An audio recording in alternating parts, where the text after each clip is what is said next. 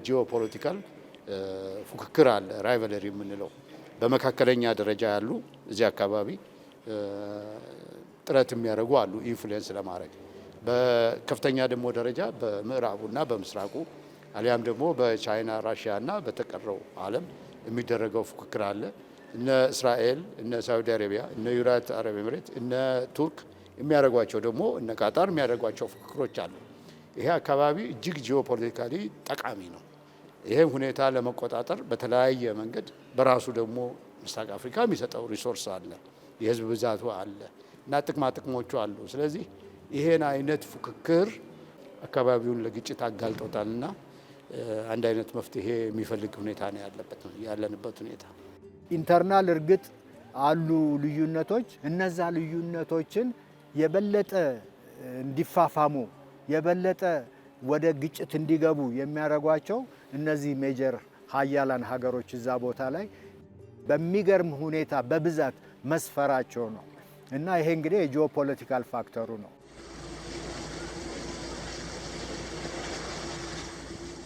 የጂኦግራፊ አቀማመጡ ምንድነው? በዛ ቦታ ላይ በተለይ በአንድ በኩል በደቡብ በኩል ባብ ኤል ማንደብ የሚባለው የሬድ ሲ መጨረሻ፣ በላይ በኩል ደግሞ ሱዌዝ ካናል አሻግረ ወደ አውሮፓ የምትሄድበት፣ ባብ ኤል ማንደብ ደግሞ ወደ ኤዥያ ኢንዲያን ኦሽንን እንትን ብለ ወደ ኤዥያ የምትሄድበት በጣም ኢምፖርታንት የሆነ ትሬድ ሃይዌይ ነው። በጣም ኢምፖርታንት የሆነ የንግድ መተላለፊያ ነው እና ያ የንግድ መተላለፊያ እንደሚገመተው ከሆነ 40% የኦይል በዛ ነው የሚያልፈው ወደ አውሮፓ የሚሄደው። ከአውሮፓ ደግሞ ጉዶች ወደ ኤዥያ የሚሄድበት ያ ክሪቲካል የሆነ መሸጋገሪያ ስለሆነ እና ጂኦፖለቲካሊ ኢምፖርታንት ስለሆነ በተለይ ሱፐር ፓወርስ የሚባሉት ወይም ደግሞ ሜጀር ፓወርስ ታላላቅ ሀያላን ሀገር የሚባሉት በሙሉ ጋራንቲ ለማድረግ በሚል ሰበብ እዛ አካባቢ አሉ፣ በሚሊተሪ ቤዝ ፈጥረዋል። እኛ የዚህ የምስራቅ አፍሪካና የአፍሪካ ቀንድ በኦይል ለበለጸገው የመካከለኛው ምስራቅ መተላለፊያ በር ነን። ስለዚህ በዚህ አካባቢ ያሉ የፖለቲካ ውጥረቶችና እንቅስቃሴዎች በጂኦ ፖለቲካል ኢምፕሊኬሽን አላቸው።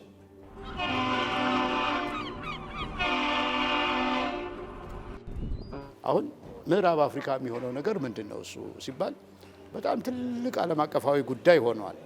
ይሄ ነገር የአንድ መንግስት በጉልበት የመቀየር ያለመቀየር ነው ወይንስ ከጀርባው ሌሎች ብዙ ምክንያቶች አሉ? የውጭ ጣልቃ ገብነት አለ ወይ ስትል ምንም የሚያጠያይቅ ነገር አይደለም።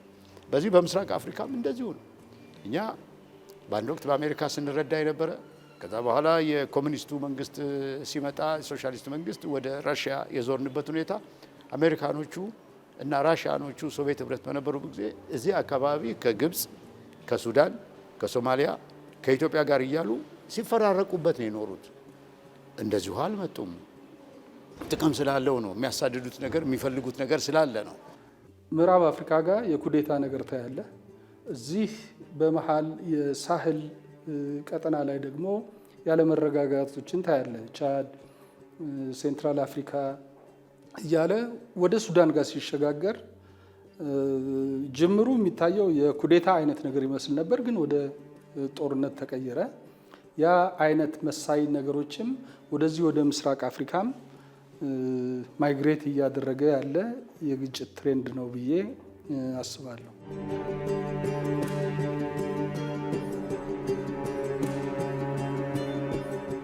ያ አካባቢ አንደኛ በጣም ረጅምና ጥንት ታሪክ ያለው ነው።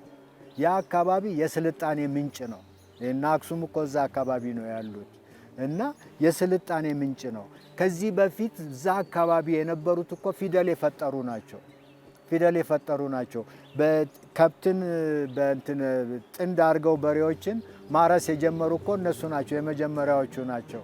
ሌላው እኮ በእጅ ነው የሚቆፈረውና የሚዘራው።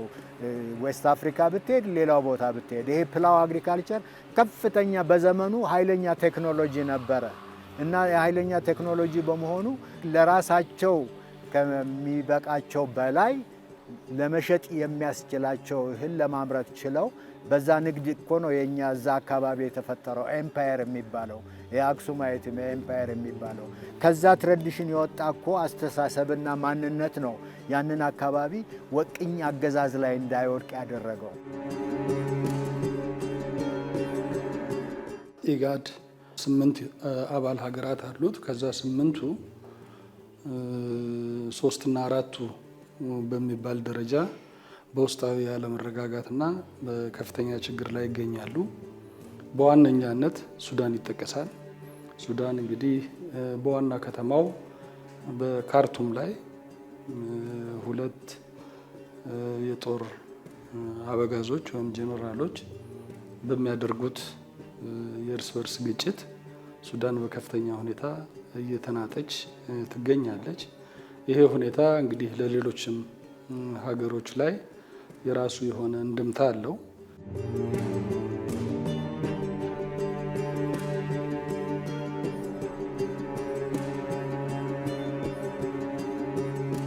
የኬንያ መንግስት ትልቁ ትሬት አሁን ሽብርተኝነት ነው።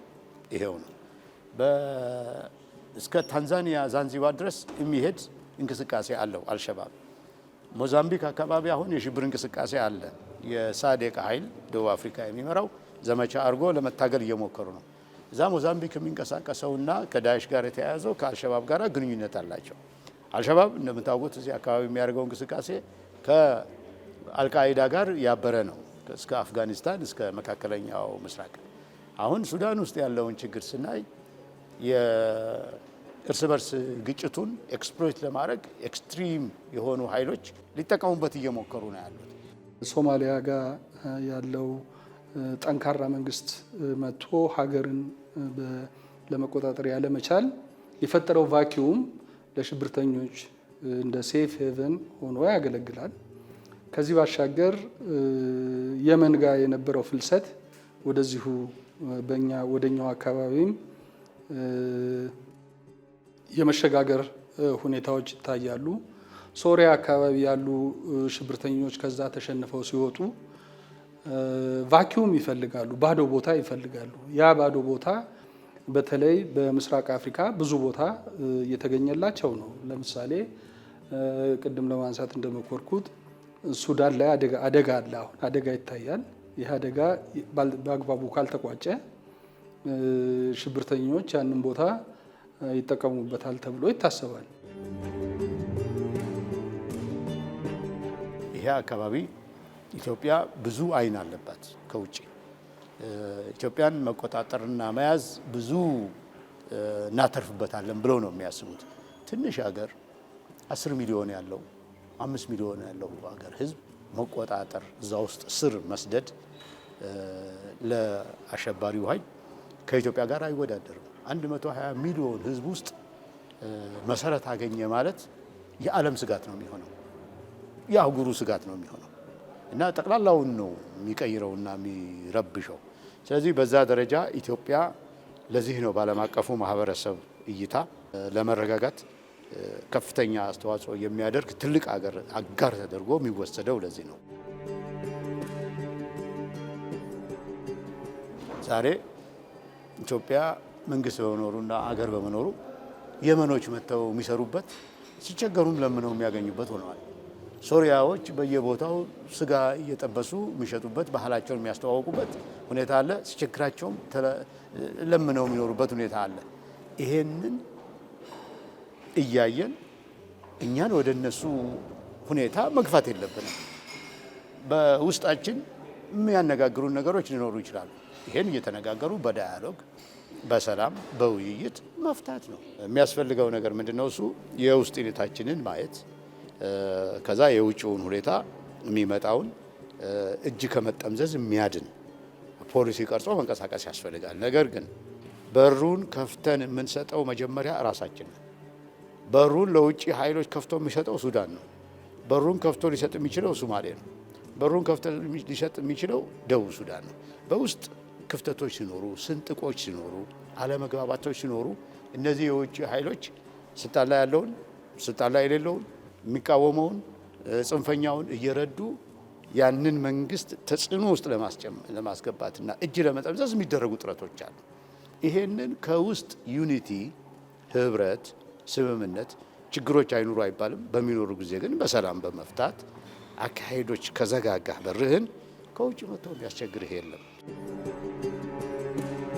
ሁለቱ አንድ ላይ ነው የሚሄዱት። የስቴት ጥንካሬና የድርጅት በዛ አካባቢ ያለው ስትሮንግ የሆነ ግጭት በሚመጣበት ጊዜ መጀመሪያ አርሊ ዋርኒንግ በመስጠት ሁለተኛ ደግሞ ግጭቱ ከተነሳም ቶሎ እንዲቆም በማድረግ ትልቅ ሚና ሊጫወት የሚችለው እዛ አካባቢ ያሉት ስቴቶች ጠንካራ ሲሆኑ ነው። የጠንካራ ደግሞ አንዱ መገለጫው ምንድን ነው?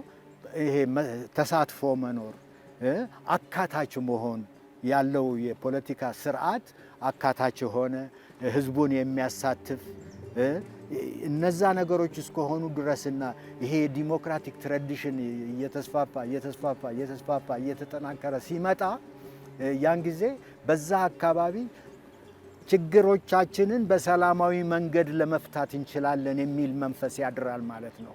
ችግሮቻችንን በሰላማዊ መንፈስ መፍታት መቻል ደግሞ ምንድነው? ወደ ግጭት እንዳንገባ ያደርገናል ማለት ነው። ለምሳሌ በየመንም በሊቢያም በሶሪያም የተደረጉትን ነገሮች ስንመለከታቸው ተመሳሳይ የሆነ ኤሌመንት አላቸው። እነኚህ ሀገራት የተረጋጉ ዜጎች በሰላም ወጥተው የሚገቡበት፣ ነግደው የሚያተርፉበት፣ አርሰው የሚሰበስቡበት ሀገር ነበር። በእነኚህ በሶስት ሀገሮች ስንመለከት በሶስቱም ሀገሮች ላይ የውጭ ጣልቃ ገብነቱ በጣም ትልቅ ነው። ብዙ ሀገራት ተራቁተዋል በእነኚህ ግጭቶች ላይ። አት ዘ ኤንድ ኦፍ ዘ ዴይ ግን የተረፈው ነገር ሀገር መፍረስ ነው። ሊቢያ ፈርሳለች። ሶሪያ በከፍተኛ ሁኔታ ደቃለች። የመንም እንደዚሁ። ይሄ ሁሉ ነገር እንግዲህ የሚያመለክተው ከመልካም ሕይወት አውጥቶ ወደ እሳትና እቶን ላይ የሚጥል ነገር ነው ጦርነት።